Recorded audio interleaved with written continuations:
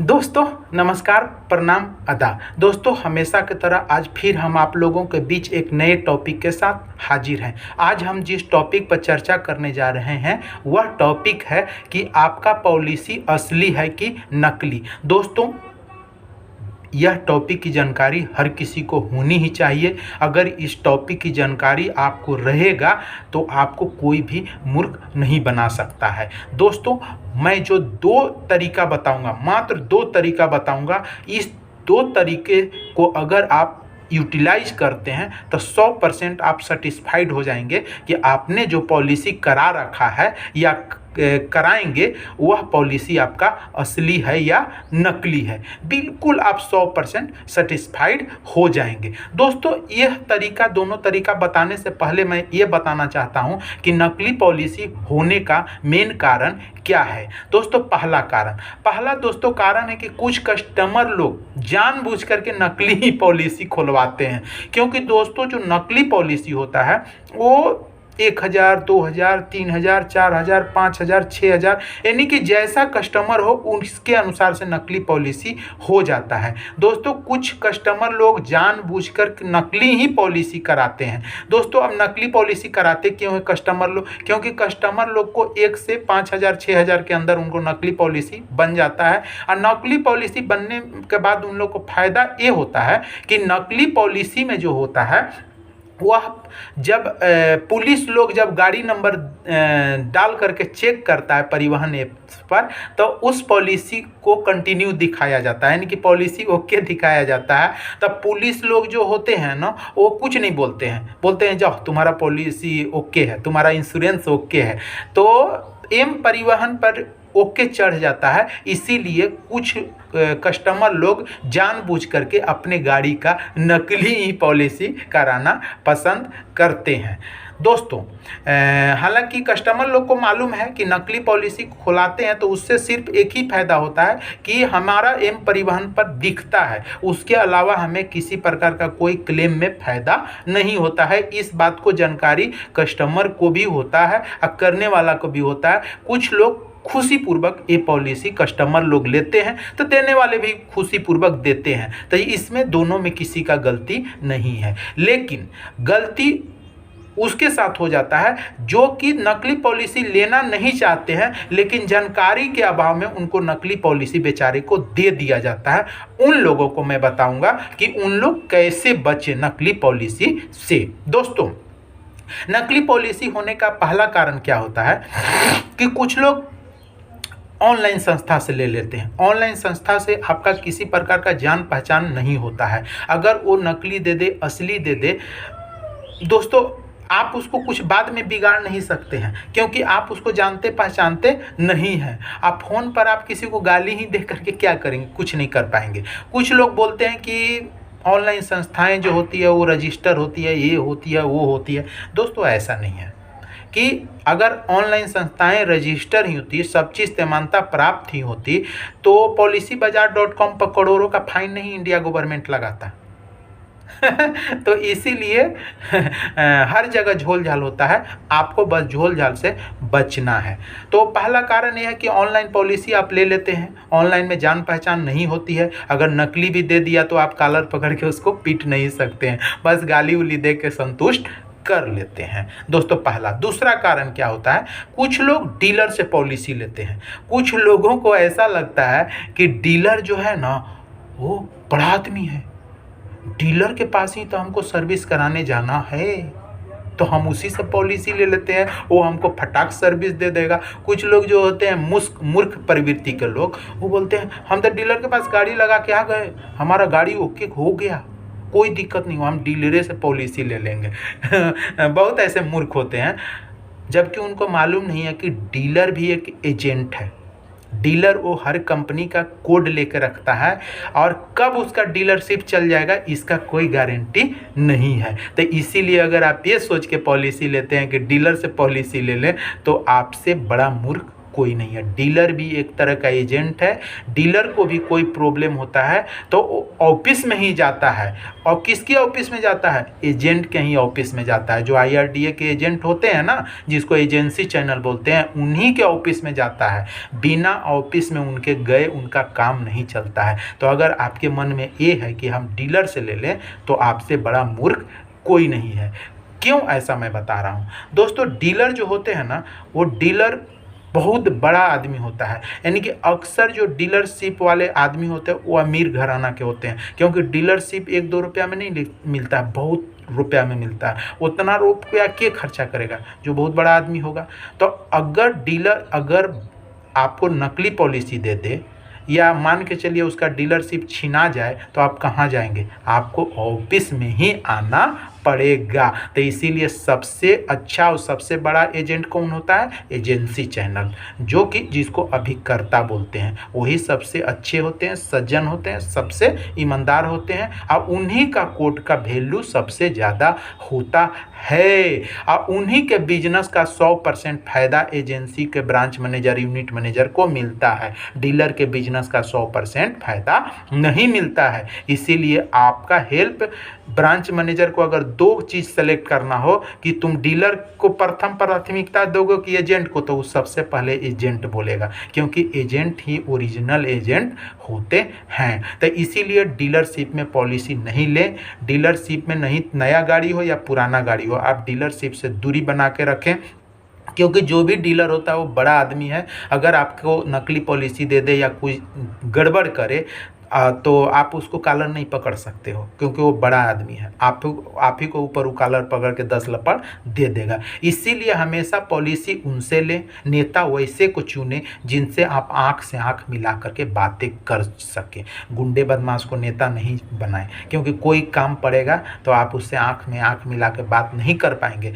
कोई भी पॉलिसी वैसे आदमी से कराएं जिससे आप आंख में आंख डाल के बात कर सकते हैं, क्योंकि वो डर के मारे आपका गलत पॉलिसी नहीं करेगा दोस्तों। दूसरा, आप तीसरा, किन लोगों को नकली पॉलिसी मिलने की संभावना रहती है? जो लोग दोस्तों बिना कोडधारी से पॉलिसी ले लेते हैं। दोस्तों बहुत ऐसे लोग होते हैं जिनका अपना कोड नहीं होता है, वो कमीशन के चक्कर में किसी न किसी का पॉलिसी कहीं ना कहीं डलवा देते हैं। जैसे बहुत लोग ऐसे होते हैं जो महिंद्रा हुआ या बजाज हुआ, कहीं और हुआ, वो जॉब करते हैं। तो जॉब करने के पीरियड में उनको गाड़ी सेल करने के पीरियड में कुछ कस्टमर से जान पहचान हो जाती है। तो कस्टमर उसका वो कॉन्टैक्ट नंबर ले लेते हैं और ले करके वो उसका पॉलिसी खींचना चाहते हैं, जबकि उनका वो काम नहीं, वो जॉबदारी है, सैलरी पर काम करते हैं। चाहे महिंद्रा हो, बजाज हो, टाटा हो, कहीं वो सैलरी पर काम करते हैं, लेकिन एक्स्ट्रा इनकम के लिए कस्टमर का वो कॉन्टैक्ट नंबर ले लेते हैं और किसी को पॉलिसी देकर कुछ कमीशन खा जाते हैं।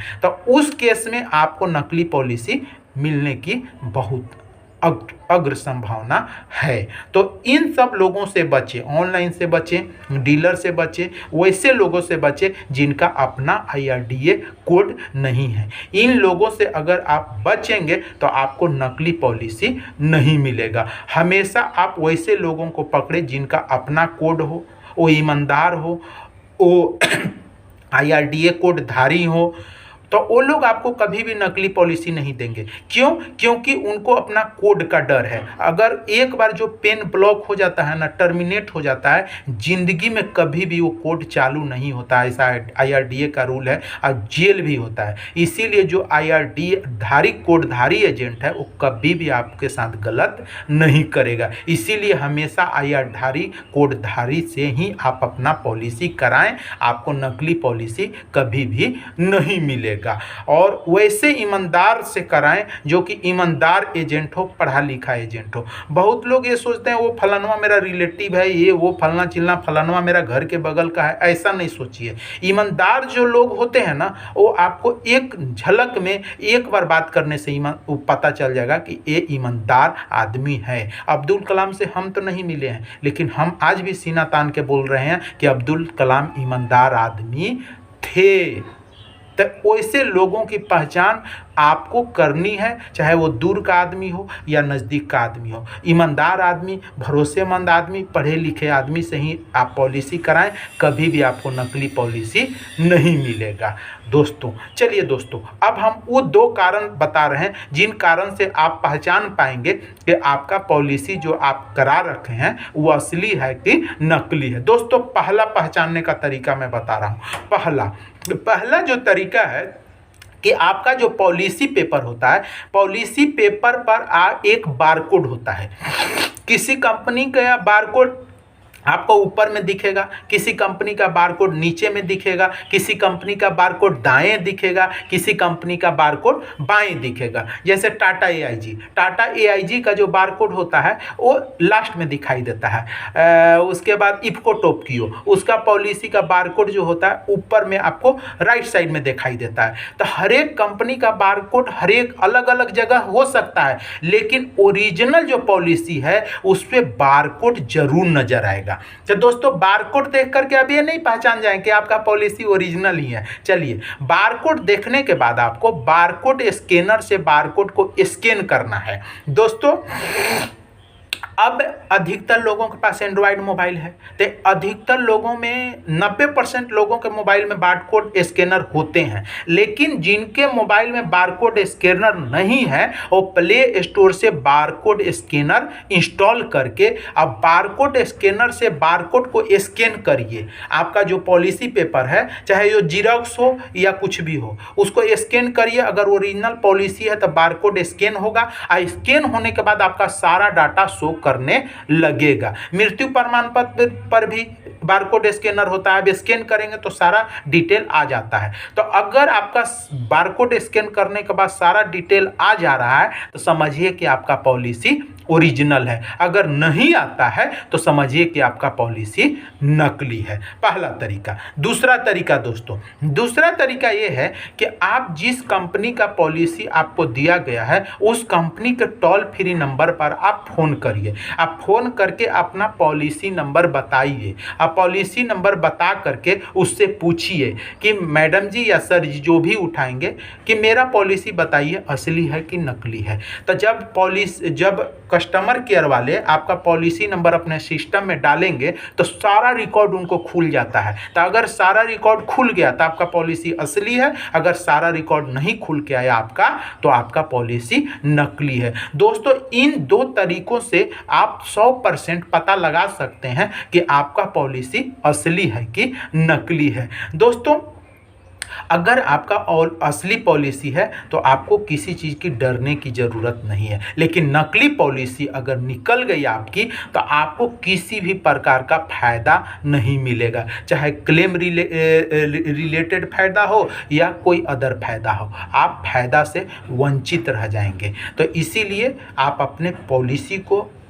यथाशीघ्र जरूर पता लगा लें, और जब भी पॉलिसी कराएं आप बारकोड स्कैन करके, जो दोनों में से जो स्टेप अच्छा लगे, अगर बारकोड स्कैनर आप स्कैन कर पा रहे हैं तो उस तरीके से भी पता लगा सकते हैं, या नहीं स्कैन करने आता है तो आप उस कंपनी से, जिस कंपनी से आपको पॉलिसी दिया गया है उसके टोल फ्री नंबर पर पता लगा करके जरूर पता लगा लें कि आपका पॉलिसी असली है कि नकली है। चलिए दोस्तों, जैसा कि मैं समझ रहा हूं कि मैं आपको इन आसान भाषाओं से समझाने में सफल हूं, फिर भी किन्हीं को अगर किसी प्रकार का कोई प्रॉब्लम हो तो वो कमेंट्स बॉक्स में लिखेंगे, यथाशीघ्र मैं उनके कमेंट्स का रिप्लाई करने का प्रयास करूंगा। दोस्तों, मेरे कुछ वीडियो पर कुछ लोगों का कमेंट आया था, वो मैं इस वीडियो में ही बता दे रहा हूं। दोस्तों, मेरा जो भी नेक्स्ट वीडियो आएगा वो प्रीवियस कमेंट्स को मैं बताने का प्रयास करूंगा लास्ट में।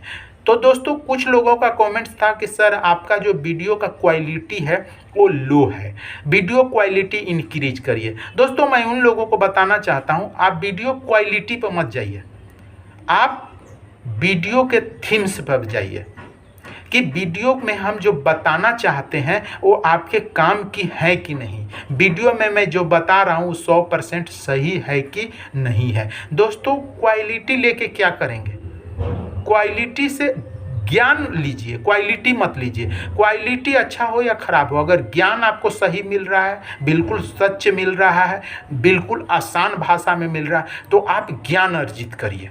और मैं क्वालिटी पर ध्यान नहीं देता हूँ दोस्तों। मैं एक साधारण मोबाइल से बस रिकॉर्डिंग करके डाल देता हूँ। मैं एडिटिंग फिडिटिंग पर भी नहीं ध्यान देता हूँ। मैं इन बातों पर ध्यान देता हूं कि मैं जो भी बता रहा हूं वो आपके लिए फायदेमंद हो, वो आपके ज़िंदगी में कभी ना कभी काम का साबित हो। तो मेरा वीडियो बनाने का ये मकसद रहता है दोस्तों। मैं कोई भी टूल यूज नहीं करता हूं।